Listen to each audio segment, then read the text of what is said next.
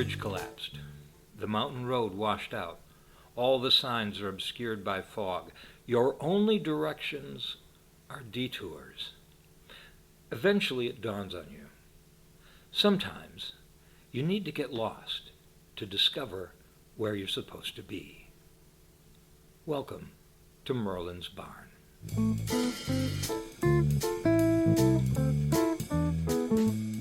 Hello and welcome to Merlin's Barn, broadcasting to you once again from Fort Blanket, south of the Yukon.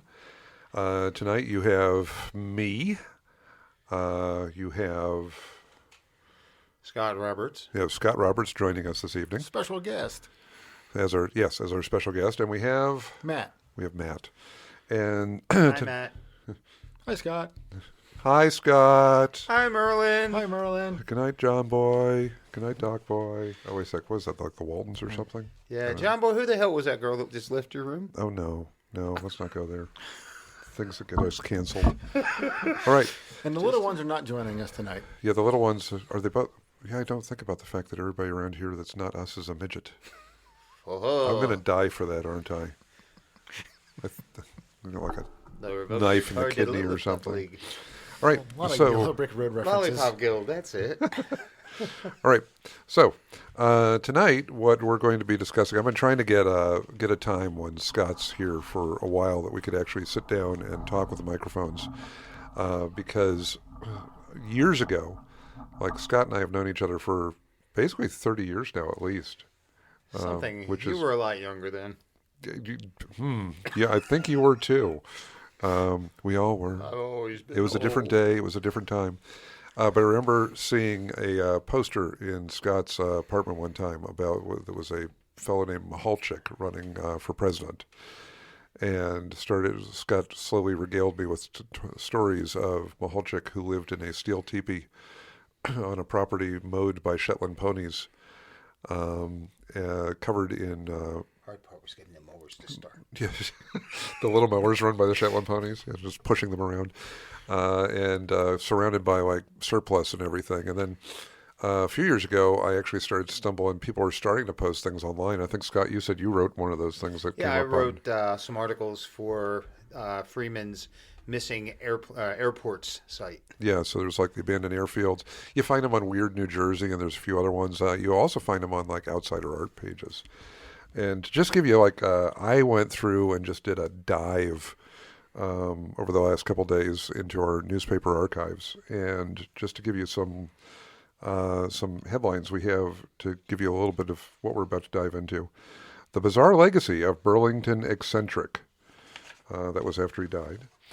New Jersey renegade of Route 206, wild man or martyr. And that one has him shirtless with his hair pointing every direction, clutching his chest as he's ranting about something. Woman tries river death, saved by boy. That was that's a totally 1939 or something. Yeah. We'll get into that after Matt. And then fire damages Mahalchik's big teepee. That's a series of stories we'll talk about today. And then we'll finish off with what may just end up being the title of this episode. He's no kook, just one of the angriest of the angry men. So that's like just a handful that I found going through stuff. But Matt, you got all excited when I mentioned we were going to be doing a Mahalchik episode and that Scott was friends with Mahalchik. And so what's your general, like, coming into this? What do you know of him? I've just heard legends of this crazy person in New Jersey with this huge property full of like World War II Army surplus, this big, strange metal teepee of a house. No, just this fenced compound, and it was just like a legend. And I probably in the early days of the internet, when you don't know like what is or isn't real. Yeah, which is worse now. But yeah. Backing up to like when there's the Angel Fire websites and such. Oh like, Lord, the schizophrenic ones that were multiple colors and stuff like that. Right. Yeah. Well, literally, that was one of the hosting services, like, Angel Fire, like, when websites had frames and, we had, the highlight of your website is you had something that if something changed color or rotated, that was Hamsters danced. Oh, no. No. No, brainworm. No. Oh, God, no. I'd forgotten about that. I'd blocked it out. The brain bleach had worked. We're going to get to talk about where the sheep eats your screen for the screensaver. And There's so many times tonight where I would probably just stop talking and sigh into the microphone because Goblins were the best screensaver. Scott will just come up with something else. but then I heard that, like, someone I know knew this person. It's like, oh, this is going to be interesting. I need to make it up here tonight for this recording. Yeah, we're glad that.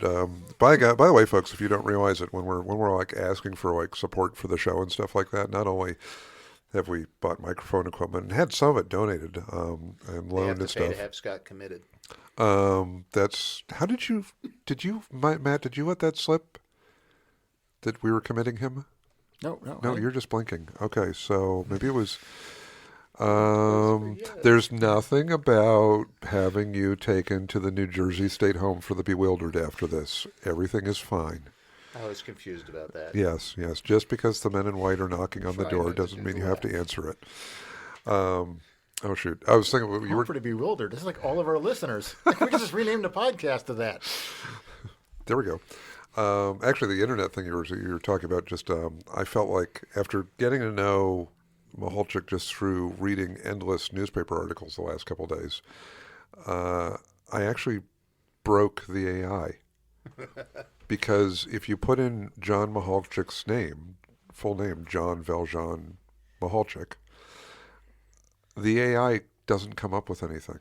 It sits there blinking and blank, and I'm like, and folks, as This you listen, gives me great joy. yes, as you listen to our episode, as we talk about this this fellow tonight, you'll realize that probably one of the things that probably if he was still here today, it would give him insane joy that the AI can't figure out what to do and cannot come up with suggestions when you put in John Valjean Mahalchik's name. Imagine what would happen to the AI if you put in what he called himself. Yoshi Yohobindim Yohanovich Mikhailovich. And that was does that actually mean anything, or is it? I think it kind of means John Mahalchik. But he said, "Oh, that's my real name." So to get to give some reference to that and actually just sort of roll into it a little bit, he was born in was it New York? Was he born in New York? He was born in New York City. Supposedly 1918, although I find a lot of dates bounce around as we're doing research to Russian immigrant parents. And we don't have a lot of.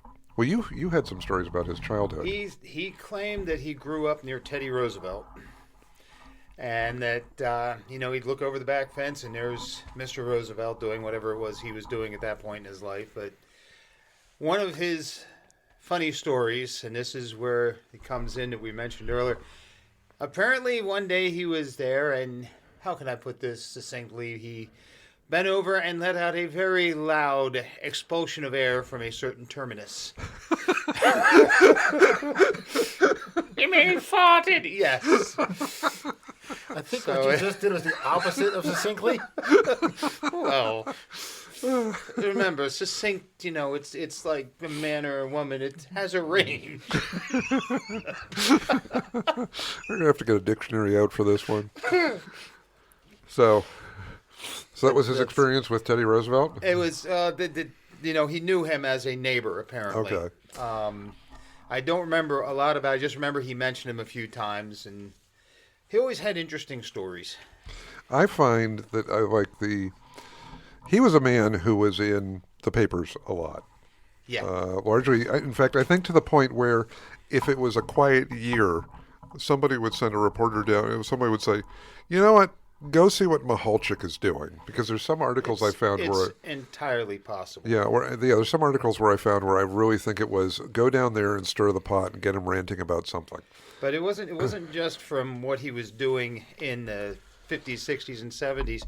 Apparently, he was in the paper during the war, and it's how he earned his nickname, Lucky John Mahalchik, or Lucky Dustin, which they called him when he was crop duster. The story he told me was he was in an airplane crash down in South America, and I think it was B-17.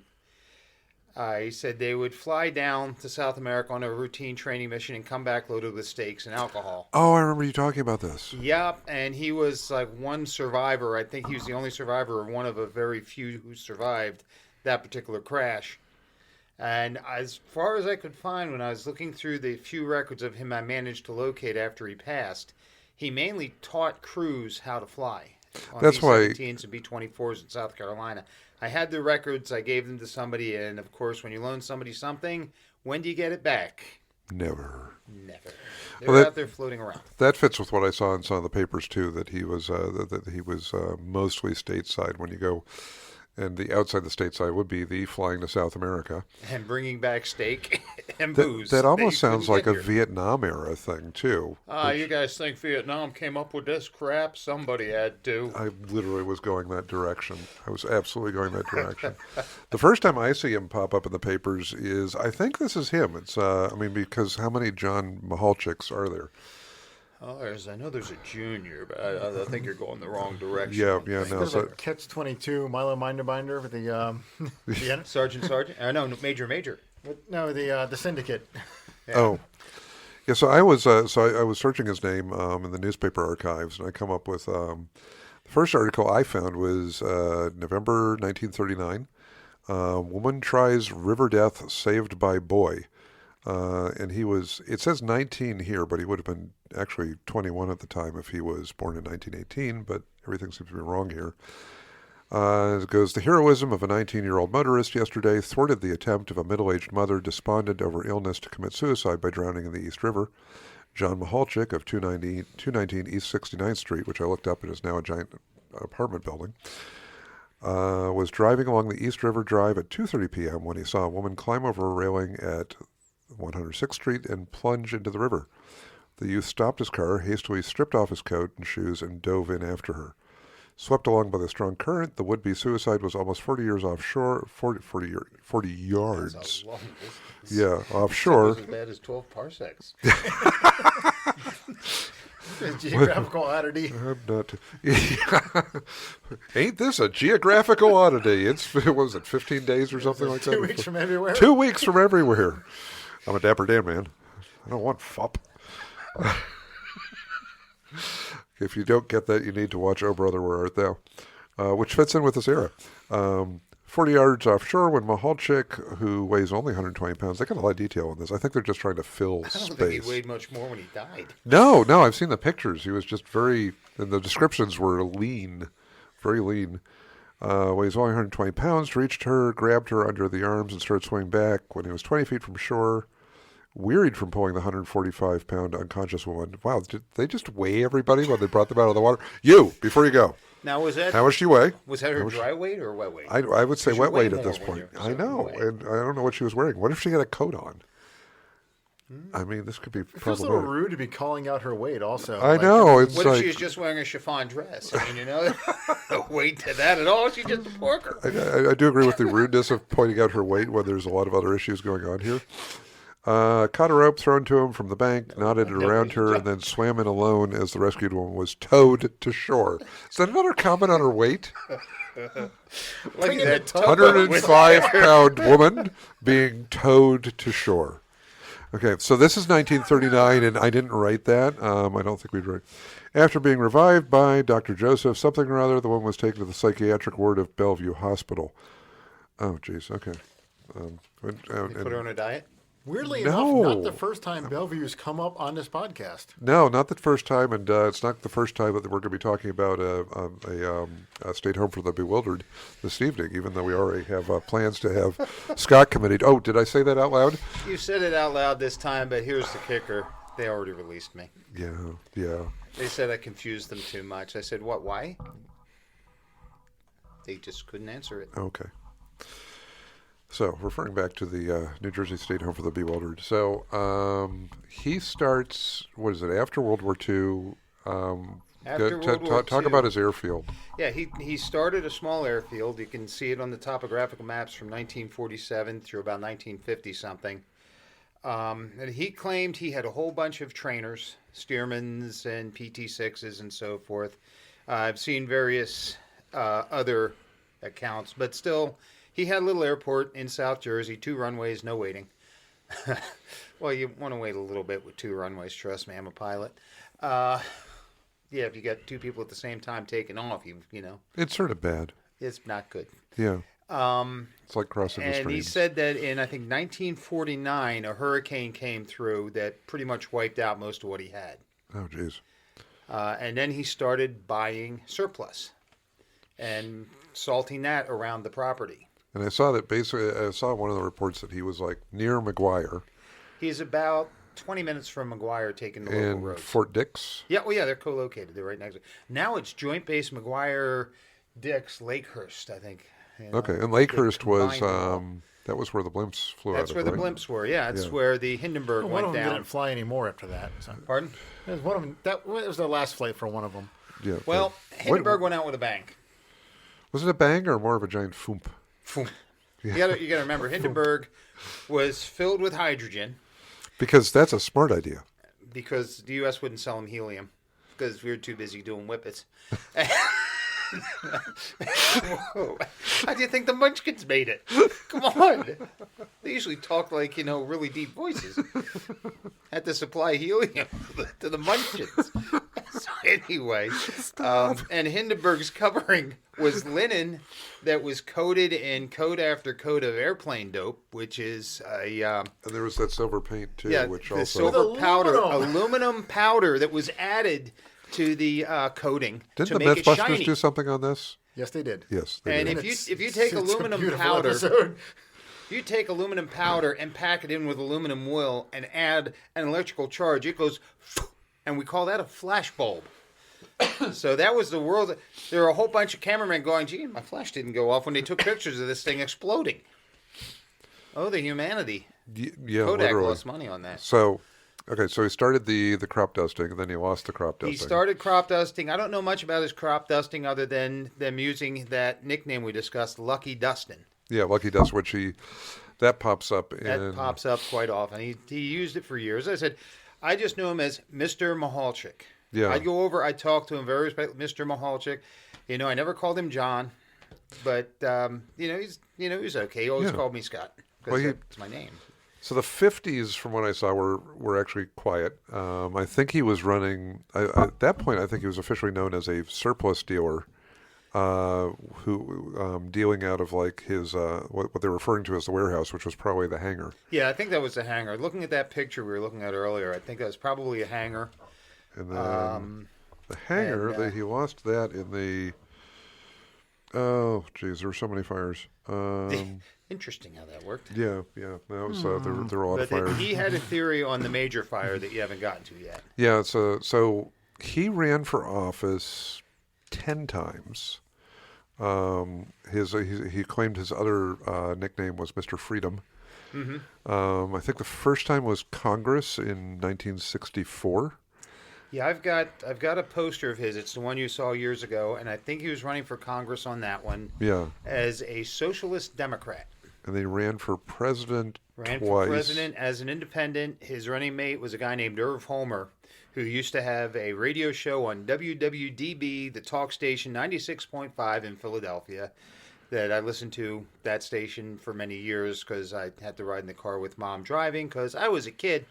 But Irv Homer, his running mate, and he allegedly got the most votes for an independent up to that time. I think that was 1972. Yeah, it was 72 from what I saw. 72. And so that's, that was quite an interesting And that was thing. that was after. So it was about I think it was 68. His wife leaves with the 7 children at the time, and we're not going to gloss over this. There are claims that there's like negative stories about him, and he's also is the term self-aggrandizing when you're like really talking yourself up.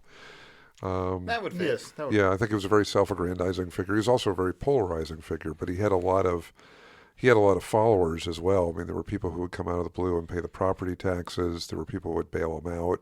Yeah, I think Irv Homer might have paid some of his Yeah. taxes because they were still friends. I think they were in the military together. I don't know. There were a couple I women never in the looked. 60s who, I think it was later 60s before this situation that they came in. Yeah, they came in and they paid his taxes for, I think it was 1964 and 65 that were owed to because his property, which was about 49 acres, was consistently coming up for tax auction.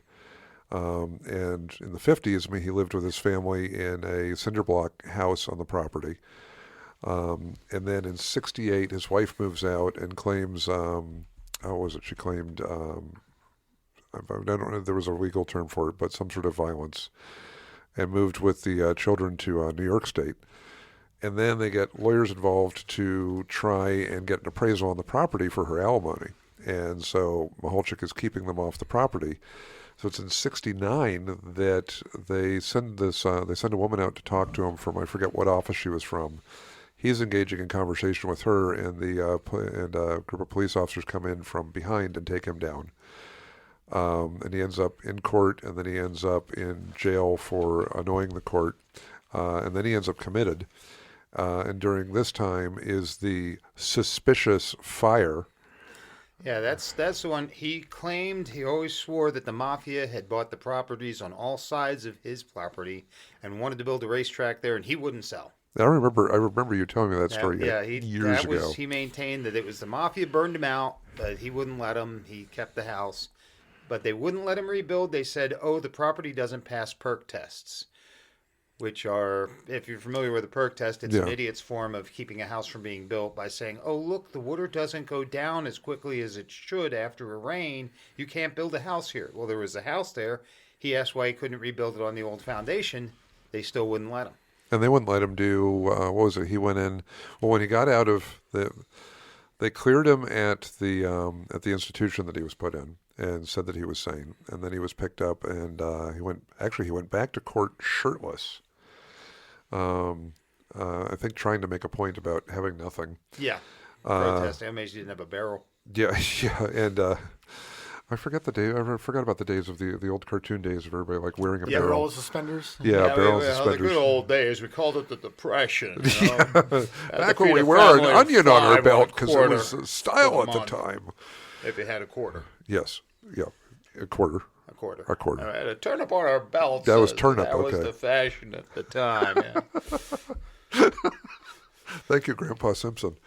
Some people asked me if I was crazy or just stupid, and I said little of column A and a little of column B. I'm jumping off the roof now. But yeah, so he goes back to his property, and he said in one of the newspaper articles, he says, I don't know what I'm going back to. And I think when he researched, he found what was it? Couldn't build a trailer, couldn't get a trailer, he couldn't live in one of the buses on the property. He couldn't build another house. I think they basically hit everything except. Yeah, they told him he couldn't build anything. He couldn't build a house. He couldn't do this. He couldn't do that. So he went and he researched all of the township municipal code building codes. And we're not. He was. I did see a comment somewhere. I said that he was a genius. He was considered. He was extremely intelligent, but that same person jumping into the river after a depressed woman. I don't know. Yeah, but the same person said there's a fine line between genius and insanity. Hi. Yeah. We love you, Scott. I know. Make sure the nurses are cute this time. Oh God. Okay. So. And women. Okay. But anyway, yeah, he researched everything he could build and he came up with this idea of the teepee. Now, you were telling me earlier that you found reference to a canvas one. Yeah, he first put up one that was like he basically just pulled together with tarpaulins and stuff like that he had probably in his surplus piles. Yeah, but he went around to the scrap yards and through his own place, and he just started pulling scrap metal, and he built the big tin teepee that those of us that knew him are familiar with. Yeah, and I think it was I forget how big it was around. It was probably somewhere between 20 and 30 feet around, about 15 or 20 feet high. Jeez. And it had, oh yeah, you're going to love this. It had a ladder for the mooring mast for a Zeppelin, so he could get to the top of it. That would lean against it all the time. Oh my God.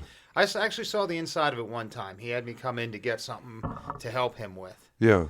And one thing I remember it was dark in there, and he had a potbelly stove. That kept him warmish in the winter. But he also had a pencil drawing about, 8 by 6 or something, of a pair of Air Force wings.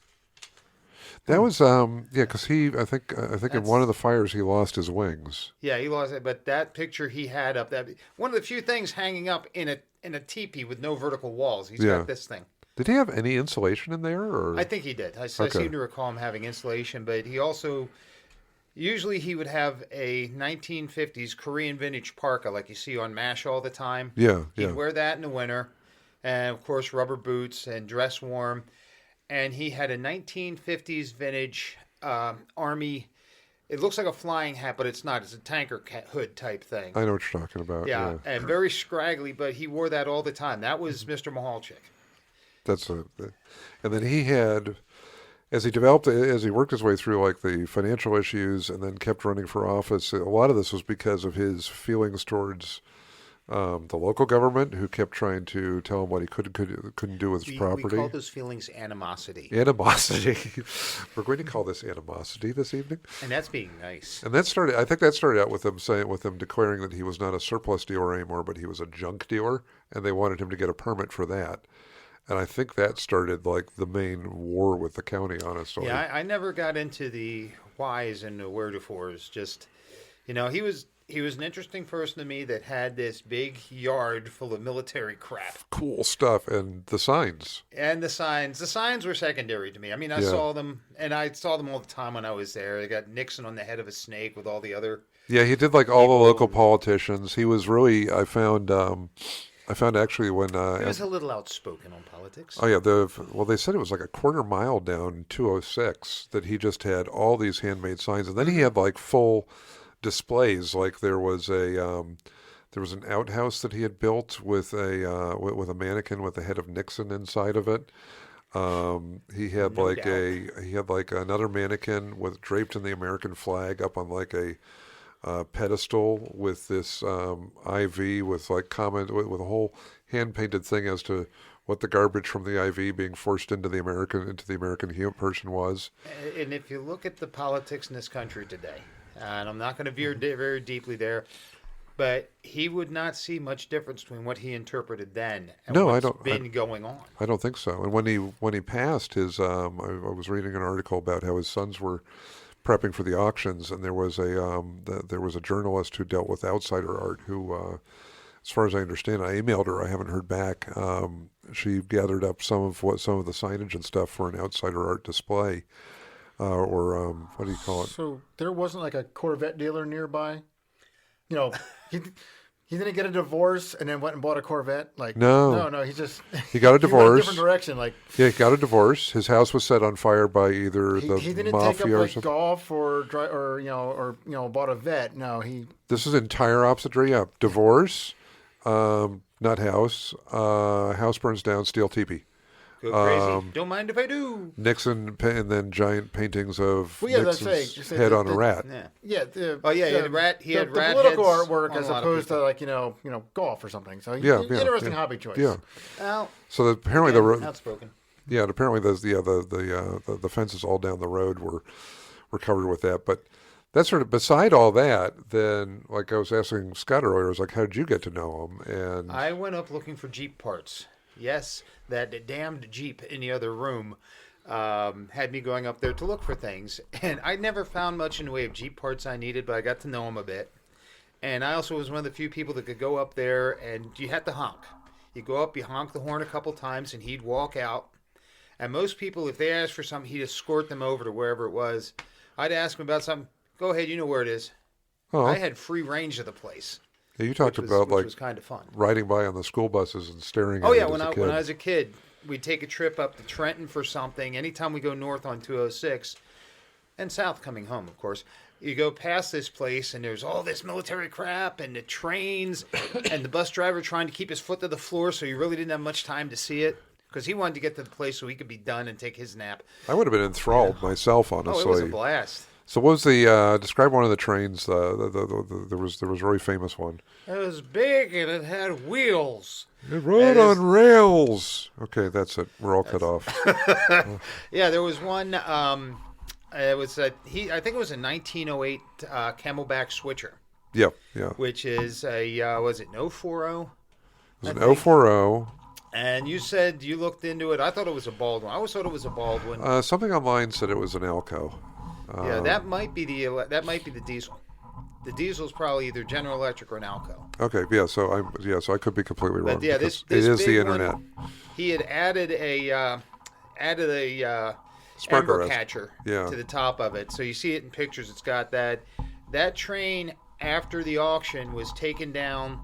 I don't know how they got it there, about 25 or 30 miles to Route 30 to a little model train store that's long gone. And he did some work. And he opened it up. He said he found it chock full of antique weapons. Which would make total sense for Absolutely. Mahalchik. And after that, they bought it, and I have no idea how they did this. They got it to the other side of the Garden State Parkway and have it right next to the parkway now at Atlantic City Harley-Davidson. Which is very cool. So you can go see what we're talking about. He painted it white, and what was he calling it? I don't even It was remember. I think Freedom it was Train it or was a something. ghost train. Ghost train. He claimed it was had hauled the bodies of war heroes to all these places, but it's a little switcher. Yeah, It didn't leave the yard. Honestly, it couldn't go those distances. and I believe it came out of the Navy Yard, Philadelphia Navy Yard. Yes, yeah, it did. I saw that. And there's two stories on how it got to his place. One of them is his story, which is he went over and he brought it over the Ben Franklin Bridge in the middle of the night because, well, to be fair, when they brought that over was, I think, mid-50s. And the Walt Whitman was not open yet. The Ben Franklin had been open since 1927, and the Betsy Ross was not even a twinkle in the designer's eye yet. But he said he brought it over in the middle of the night so they couldn't pull him over and weigh him. And another friend, Bill Max. Yeah, we have occasionally you'll hear me reference Regimental Sergeant Major Bill Max, who was one of the founders of my reenactment group. We've referred to. In fact, I think I told the Pink Elephant story on Roadside Oddities.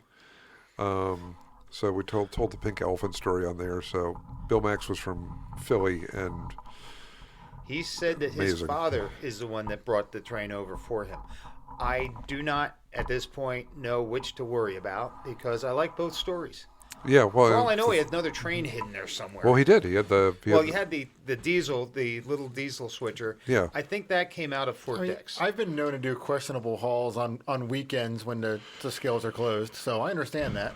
Does that happen to possibly involve a 2.5 ton World War II truck that we tried to load with 25-year-old come-alongs that broke? Yep. Okay. Yep. We didn't talk about that, by the way. That'll be another podcast down the road. Rural King and the most Amish I've ever seen in one day. Just be glad you didn't go to Minnesota. So what are other things that he had on the property there? Well, he had all sorts of military vehicles. He had a whole row of what eventually became decrepit, waterlogged, and rusted out staff cars from World War II. That just kills me because I've seen the photos and it's just they so were many of them. A whole line of Fords, Plymouths, and Chevys. And according to Ernie, it's a friend of ours, Ernie Bales, who went up there for the auction. He paid more attention to that stuff. I was down front trying to make sure I got the truck I wanted, which I did. Is that what? So you got the truck at the auction? I bought the Deuce and a Half at the auction. That one. It was one of two I had. I was making one. So did you buy the other one from him? Direct? I bought the other one from the military vehicle group up here in the GPA. Okay. Sorry to go back to what you were talking that's about. That's all right. But he had military fire engines that were on military truck chassis. I bought a siren off of one of those from him. Were they red? No, they were green. They were green. Okay. They were green. Because Paul Ray has picked up a couple off of another friend's property. Yeah. And sometimes the military used gray, red, or green, depending on where it was going. Knowing Clive, our friend Clive Rowley, who lived out in Thurmont, it wouldn't surprise me if he had been at Mahalchik's auction and bought a bunch of things and dragged them back to his place in Thurmont. Well, there was one I remember that was near the truck I got that was a CCKW-based fire engine. Oh, cool. I would love to have seen that restored. I don't know where any of that stuff went afterwards. I know that Ernie got a couple of the buses, and they've long since disappeared. Actually, a lot of that stuff, I can tell you where that diesel locomotive is, by the way. Oh, really? Where is that? It's down at Wade Salvage in Atco. You can see it if you drive down Jackson Road past Wade Salvage. I think that's another place that's on Weird, New Jersey, actually. Yeah, well, Wade Salvage not only has a lot of the stuff from Mahalchik's, which they bought as scrap. Yeah. They were also the scene of the junkyard scene in Eddie and the Cruisers, that 1950s movie from the 80s. Oh, okay. Uh-huh. That was the set was still intact up to about 20 years ago, and I think they tore it apart finally. So the little diesel is sitting there then. It's sitting there right by the road. You can see it anytime you want to drive by. And I saw a picture of him like just standing. It was in one of the newspaper articles I found of him just standing in between mountains of World War II mess tins. Oh yeah, I Just have some sorting through handles them. still from that. They were 1947 production replacement mess tin handles. Yeah. What the hell I'm going to do with them, I don't know, but they're in one of my boxes I somewhere. don't know. He had tonnage of stuff. Oh, what was the rarest of the rare there that we've been talking about? He had 3 M20 armored cars in there, He had those, which They the were newspapers keep referring to but as he tanks. also had his blimp gondolas. Actually, he had the complete blimps there. Yeah, I read something He had about the he really wanted to gondolas, bring one back to life. He had the engines. He had the engine stanchions, pylons. He also had the gas bags were folded up in boxes. Yeah, sometime in the early 80s, a reporter went and talked to him, and he was trying to... It was like one of his dreams was to pull together a volunteer group to bring one of them back to life. Yeah, well, they've happily done that. After the auction, I think one went overseas, if I remember right, to England. 2 or 3 of them went to Fantasy of Flight, Kermit Week's place down in Florida. Okay. And the Naval Air Museum Pensacola has fully restored one of the K car gondolas. They've got inside and outside. It's actually hanging from the ceiling. You can walk up the scaffolding and look inside of it. They've got mannequins in the place because they're not a very large thing, even though they look like it. And where is that? That's down at Naval Air Station Pensacola. It's the Naval Air Museum. See, I need to see one of those someday because... I thought I sent you pictures of that. No, I've seen pictures, but I need to see one in person Oh, because my granduncle, David Baldwin, was a blimp pilot in World War II. Yeah, you tell me about that. I think I And- sent you some stuff on that before. Yeah, but he flew out of Solomon's Island and would fly up to, and I think their path would go from Solomon's Island up to Lakehurst and then turn around and come back down. They were watching for Yeah, submarines. these were what they call K blimps or K cars. If you ever see the picture of the blimp in World War II, it's got a big K on the side. It's Yeah. that tight because they had different sizes. The K was like an intermediate size. But yeah, he had 6 or 7 of those. I forget the exact number, but you can count them if you ever find the picture, which we have. I'm trying to think, what else was on that prop? There's just... But he had, I had fun. They had an Air Force street sweeper that they used to clean the runways at McGuire. What the heck? Why did he have that? Why do you have blimps? Yeah, you're right. Yes. I'm just sort of still on that one. I haven't gotten past the. I got 6 or 7 blimps. I I haven't got past that part. I got to quote unquote drive that one day when we moved it from one side of the place to the other. We towed it behind his truck, which was interesting. And I got to be up. This thing was 10 feet up in the air in this thing, and I'm steering it and using whatever brakes there were just to get it where he wanted Oh, it. my goodness. And, you were talking about his truck earlier. What was the truck that he drove regularly? He had an international truck of some variety. I think it looked like a pickup cab, but a long chassis. And he'd stripped off the original bed and put on the bed from a deuce and a half from the Vietnam vintage Oh, that he wow. had. And I got to ride in that a few times. There's nothing... So, folks, there's nothing about this guy that says character at all. This is totally normal, right? It was a wonderful, it had a self-ejecting door mechanism Oh, no. because the door latches didn't work, so he had bungee cords to pull them shut. Oh, no. And he told me about one day he was driving through one of the towns where the road curves to the left. He got bounced out the door. The truck continued down the road curved. It went into somebody's porch. He just walked down, got in his truck, backed up, and left. Probably took out the porch. Strangest hit and run ever.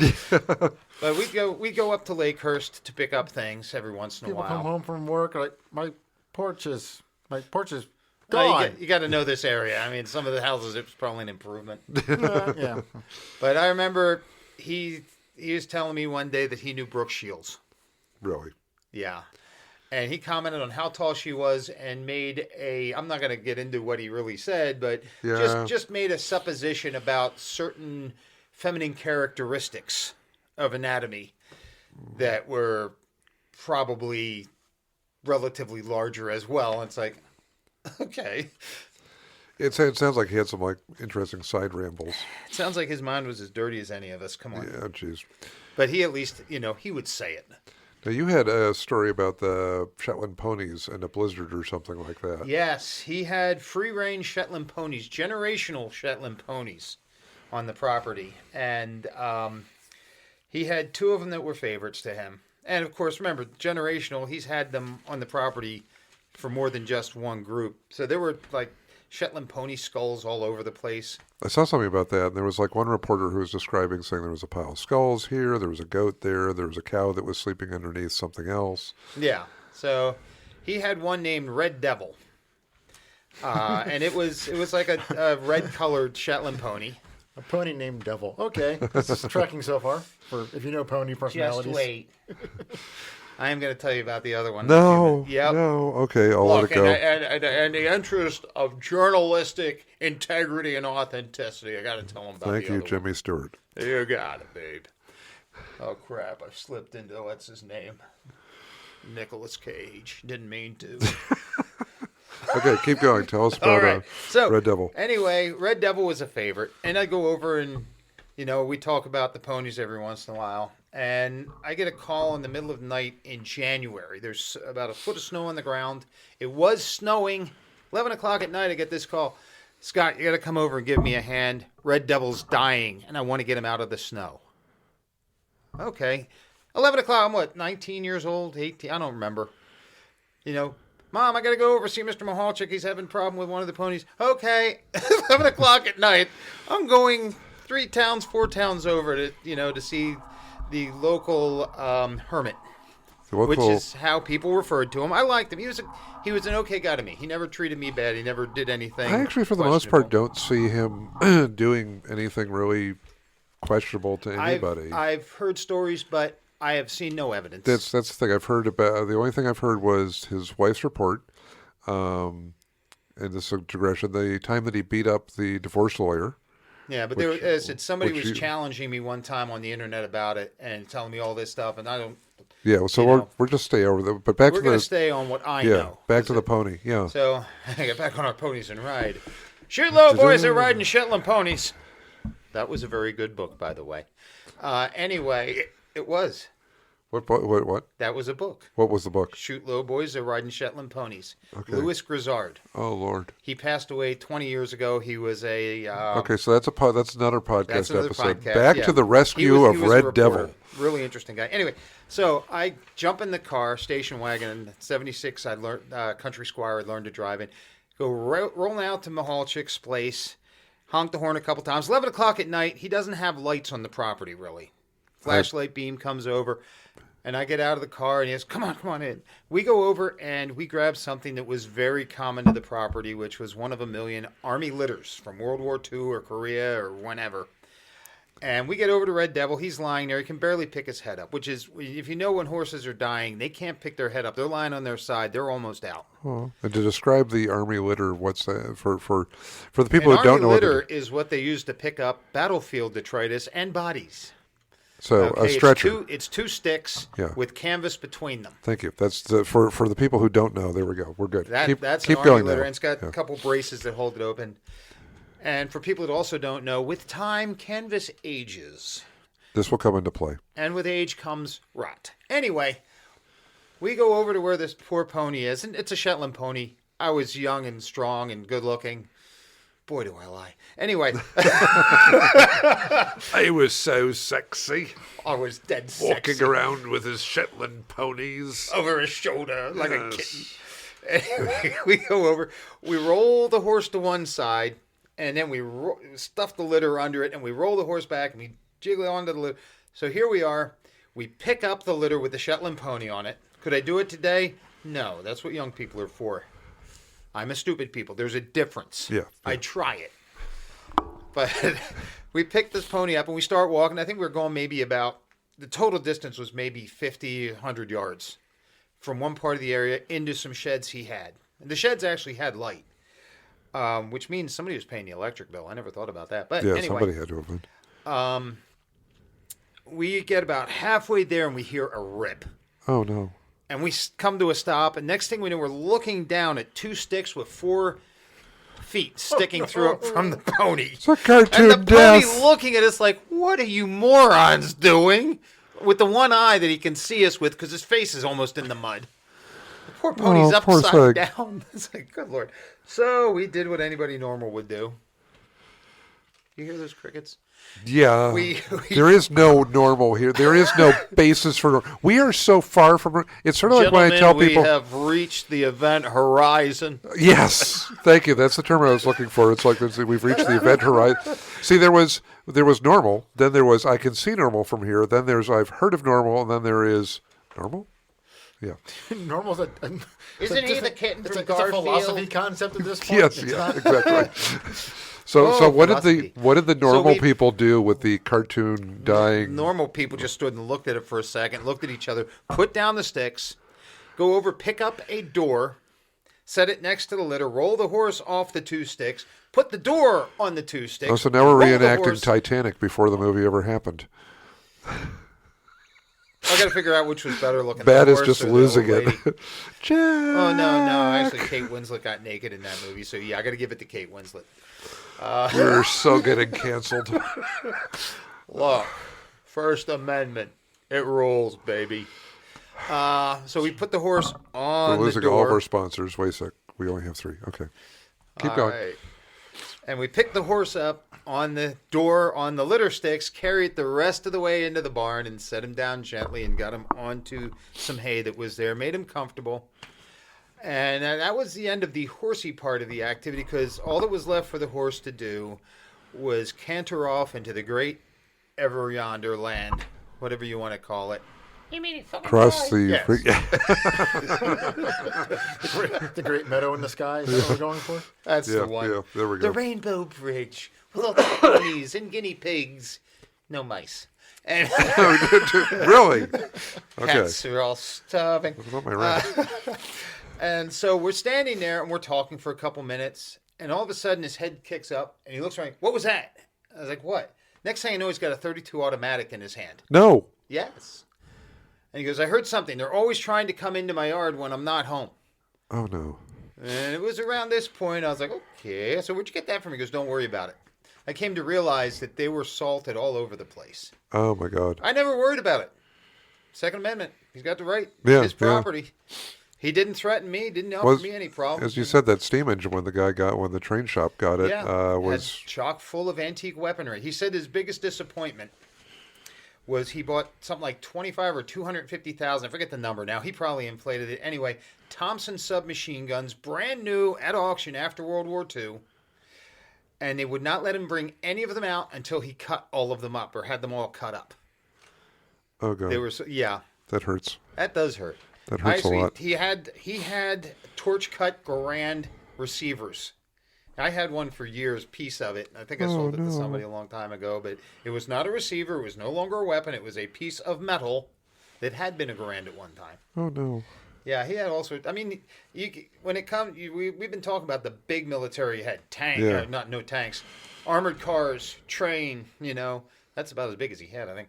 Yeah. Cars, trucks. He had an army an army trash truck there. I showed you. I saw the picture. I saw Yeah. that in the picture. I was like, It's that's actually pretty cool. Yeah, but he also had tons and tons of little stuff. We mentioned the mess kits. He must have had a couple million mess kit replacement handles, and he had equipment and everything else. And I forgot where I was going with this, but that's okay. You're okay. I'm okay. He's okay. The Shetland pony is not okay. The Shetland pony's pushing up the daisies. So the Shetland pony's so long gone, it's ridiculous. I mean, that pony is off the map. Anyway, I got an SPH-4 Vietnam vintage flying helmet that I got from him. Yeah. It was missing pieces. I got all the pieces together, and then one day, what did I do? I sold it. Why? Well, I needed money at that time. Not that I don't need money now. Please send checks or donations, care of Merlin. He'll send them to you when he's done with them. You could send to the Anyway. barn. Yeah. Oh, is it Soupy Sales? Kids, go in your parents' wallets and pull out the green things with pictures of people on them and mail them to me here. And that got Soupy Sales canceled. Don't want to get Merlin canceled, so disregard the previous. Yeah, we're still trying to build an audience. So Oh, okay. yeah. So we'll send you $1 if you. No, we can't. I could use it all. Can't afford 3 of them. Anyway, all the militaria he had there, I had free range of. And as I said, he had the pistols there. And he just, if he needed something, he had it handy. Yeah. Which the man's living alone on this huge property. And where he is not even up to rural. It's like beyond rural. There's literally huge farms now. Most Where was of he? them are- Like South Jersey? Yeah, South Jersey, in a place near Comical Corners, if I remember right, Okay. which is actually pretty good. But it was up off of Route 206, above Mount Holly, and just below Columbus. Okay. Which is interesting because the Columbus Mart is about a mile up the road from him. And I'm doing hand gestures, although you guys can't see it. Just We go were just with it. having this discussion earlier of how we don't have video, but we have Nicole constantly making disappointed faces as we're commenting on things. See, that's why we need video. They're not gotten half of Scott's this. just doing his best Italian right now. It's okay. Yeah, that's okay. He hasn't knocked out Matt yet, which is good. If we handcuffed him, he wouldn't hear anything. So What do you call an Italian with no hands? A mute. So we're rolling up on our keep going. Oh, I've still got more stuff. Yeah. I thought it was. Anyway, Columbus Mart was a big open air market. You know, it's still there. It's a flea market. You can get all sorts of neat stuff. I went up there with him a couple times, and one time we're going by. Did I mention this already? We went in, No, you didn't. and we're going. He was dumpster diving at Columbus Mart. Oh, really? I forget why I was there, but I was there. And he gets a tray. He finds a tray of chicken, raw chicken that had been thrown into the dumpster. Oh, no. And if you've ever left raw chicken out to smell, you know the smell. And he looks at me and goes, "This is what that smells like. This is what you smell like inside. I know because I was in a plane crash and had to deal with the bodies." Oh, no. I Okay. think part of his problem was probably some PTSD mixed in there. Okay, yeah, that's I hadn't thought about that, but and looking at all of the things, all the newspaper, yeah, that's this would make everything make a little bit more sense. And he would buy anything the government put up for sale, which brings in our other Shetland pony. That was one of his favorites. And Merlin's probably going to bleep out half of this eventually, but I will leave this one up to our erstwhile producer, John, as to whether, journalistic integrity, John. yes. But this one is one that he claimed had been rescued and confiscated by the FBI from a porn movie company called Pink Cock. And that was his other favorite The one. pony or the porn movie company? The pony. The pony's name was Pink Cock. And if you happen to look at the pony at the right time, you would understand why. Never figured out why Red Devil was named what he was, but he was a good pony too. So he had some interesting things going on, and as we've already probably pointed out, he was quite an interesting person. He claimed also, he told me his name was Yoshi Yohobimbim Johanovich Mikhailovich. We mentioned that. He also was very proud to say that his name was John Valjean Mahalchik. He was named after Jean Valjean in Les Miserables. In fact, there's a good quote in one of the papers where, what was it? Actually, it was from the article, "He's no kook, just one of the angriest of the angry men." And it finishes off, "Does he have a full name?" And his response was, "Yes, remember it. I am Jean Valjean Mahalchik, the royal blood of peasants." Yeah, he was interesting. I mean, you couldn't go there and not learn something. Yeah. Like, he taught me the Bear Went Over a Mountain song, which is, if you've ever heard a battle drill on a World War II ship, they play on the bugle, da da da da da da da da da da da. Anyway, there's words to that damn thing. And it is. And I only cyclic. learned this today. Yeah, the song is, "The bear went over the mountain, the bear climbed over the mountain, the bear climbed over the mountain, and what do you think he saw? He saw another mountain, he saw another mountain, and saw another mountain. What do you think he did? And He climbed another mountain," and it just goes on and Damn on bear. and on. That's why I'm stopping it now, because Yeah. Merlin's eyes just started to bug and his ears were wilting. So, but I didn't yeah, even know they could do that, but that was one of the things. And then he had something he told me he learned in prison. A little rhyme. And he'd just start out with this rhyme every once in a while. And he goes, "Here I sit, stinking of," weep. I'll leave that out. And I can't remember the rest of it. And it ends up with, "And the fly's playing billiards with my," It's like, good Lord. I don't remember the goodness. whole thing.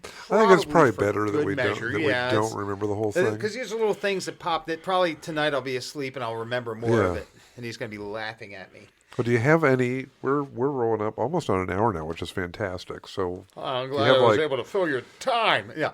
well, we've got this. We've got these treadmill people who, if we go over that hour, they'll like Is wilt. this the sort of thing we need? We're gonna have to do like a part 2 if it's popular enough. Yeah, you could always Might find be something. Well, and I've been trying to find other people who knew him. But is there any like like a final story you'd like to throw out there? Yeah, Or? well, he was, as I said, he was interesting. My mom got to know him. Oh, you cool. know, I didn't from know that. She'd drive me up there sometimes. Yeah. And, you know, I had a former friend of mine that I'm just going to say, honestly, I never want to speak to again because I found out he was into something that just disgusted me, and Merlin's aware of the situation. Yeah. He's long gone. We went up to buy a car from Mr. Mahalchik one time. Had a beautiful early 1970s Camaro with the split bumper in Ooh. orange. Yeah, I think it was an RS, or I'm not sure. But not a we were big- working on it, and he was trying to tell us how to set the spark plugs, but we never got very far with it. And that probably went to somebody at auction with these misgapped spark plugs. Oh no. But we, you know, as I said, my mom knew him. I knew him. I had one time Thanksgiving. I took him Thanksgiving dinner because I Aw. felt bad for him. You know, just Mom, Yeah. you mind if I take? Oh no, go ahead. So I'd take him up a thing, and he was very charmed by that. I think, well, as I saw, there were a lot of people who helped him out, whether Yeah. it was from taxes, whether it was, and there were a lot of people who stopped by, honked their horn, he'd wave, he'd come out. So he had this massive community. It would be, I haven't seen anything other than the newspaper articles, but there have to be a ton more people out there who knew him. But yeah, I can still, you know, see him in my mind with his scraggly beard and Yeah, he had sort of usually like a long goatee, hair. mustache, yeah, a little bit of a And- Wild Bill look to him. yeah, Yeah, yeah. That is a good description of it. But that was one of the. I was still and that that's one of the hat. dis- the you know, hat. they probably burned that hat. It's the only thing that hadn't burned. Anyway, Suspiciously, his hat burned while he was in jail. Well, But, they got everything else. yeah, so. you know, I found him to be an interesting person. I mean, by the time I knew him, he really wasn't as, what's the word I'm looking for? As Outspoken? Yeah, he as had much. quieted down by the He 80s. referred to himself as the Burlington County Sage, that he could see things other people couldn't, and he probably could. But I told him one time near the end of when I knew him that I would join the fire department and this and that. He said, you know, Scott, that's probably about the most important thing you've ever done in your life, about the only worthwhile thing you've ever done up to this point. Oh, wow. I thought that was interesting. Yeah. At first, I was like, what do you mean? I've done a lot. Then I thought, I No, guess. it's something that's giving back to the community. Yeah, which, considering his opinions on political stuff, you know, Yeah. and his experience with fires, you know, I wouldn't know, but I still thought that was interesting enough to note in my brain. Yeah. I'm not going to note it in my elbows, although my kneecap is hurting now. And you were young at the time. Yes, I'm much younger. Like 18, 19 or something Yeah. like that. Yeah. So really, yeah. I mean, prior to that, you were a student and whatever. Yeah. So that really was the biggest. Pretty much the most important thing. Yeah. And as I said, you know, he's very interesting. He was always nice to me. Yeah. I've heard reports from people that I don't know. Well, once again, I discount them. I can't. we're not here to argue that or No. anything. I think we already we We're just put here it to out there. talk about the man, the myth, the legend, John Valjean Mahalchik. So Well, that, it's great that we've got firsthand story. You know, you know what's we do some of these deep dives, and Merlin and I get researching the newspaper archives and crazy stories, the wheelbarrow races, or and whatever and all, or airborne beavers. yeah, Airborne or Beavers. the man in the polka dot house where. I knew him. At least I knew him briefly. Yeah, you knew him briefly, but then The lot guy of you got other the was that research you had to do. Jeep thing, that Rolls Royce Jeep thing from. Yeah. That I hated.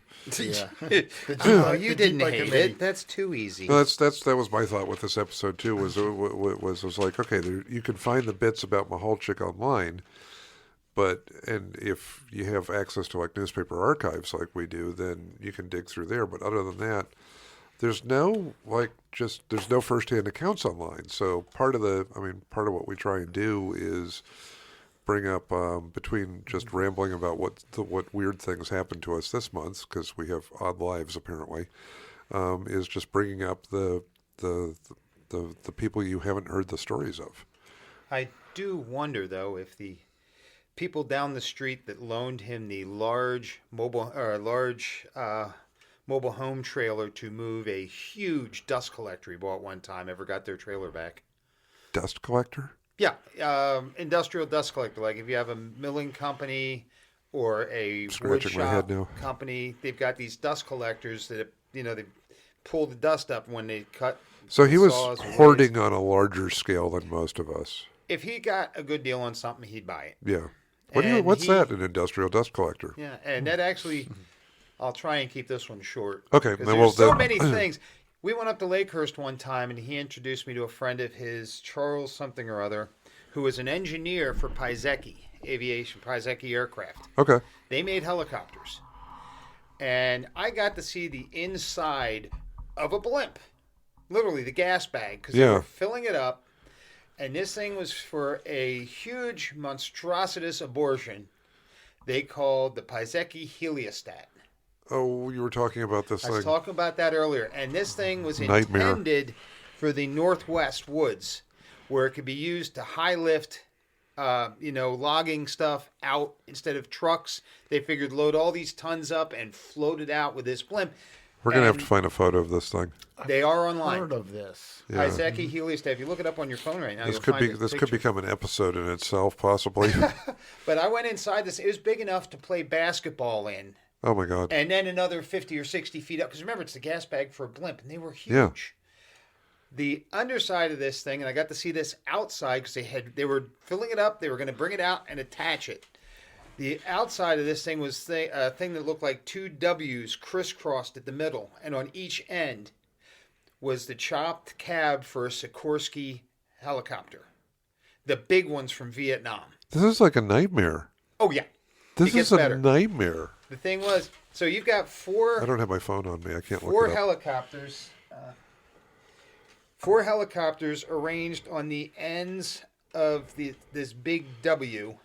This sounds like something out of Okay. like Nightmare Land, the Upside Down world, perhaps.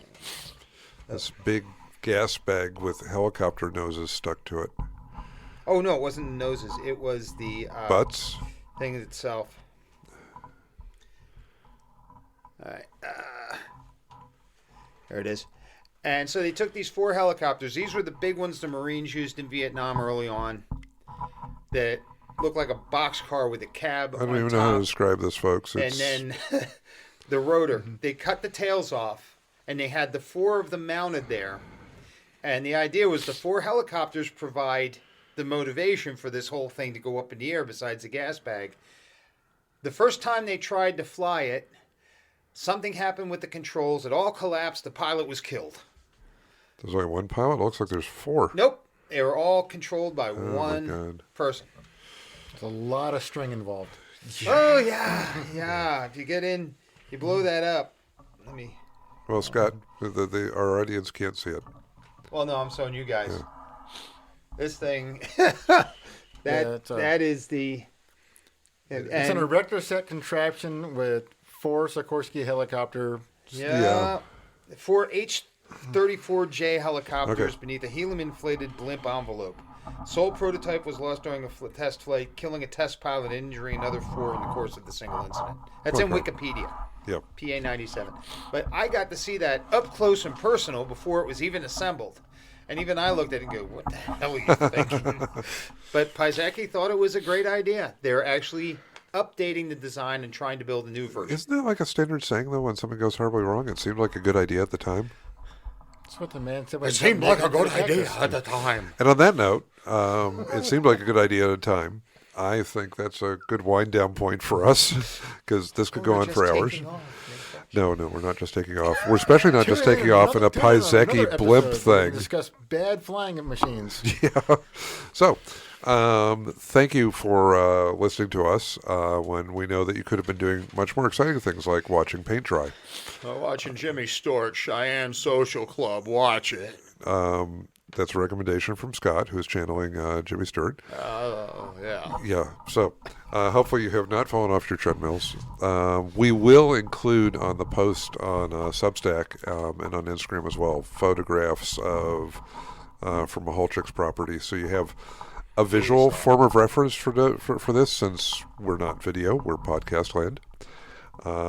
And again, if this, as always, if this makes you think of somebody else you knew who lived in a giant steel teepee, or other stories of local eccentrics and characters, or perhaps relatives, please drop us an email. You can contact us on Instagram, or you can drop us a note at merlinsbarn@gmail.com. And we will sign off with, it's an evening, so I'm going to say good night and thanks for listening. You have 3 seconds to conclude yourself, Scott. You can't ramble. Okay, I won't ramble, but I'll say good night, good evening, and good afternoon in case you listen to this at some point other than when we record it. Okay, you're done. Good night, all. Thanks for listening. Take care. Wow.